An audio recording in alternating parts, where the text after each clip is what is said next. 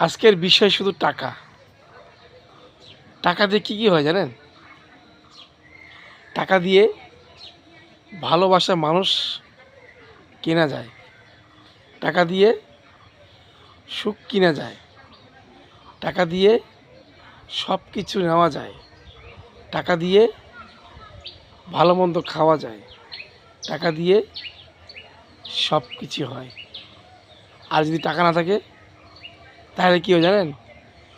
টাকা না থাকলে প্রেমিক পালা যায়। টাকা না থাকলে বাবা মা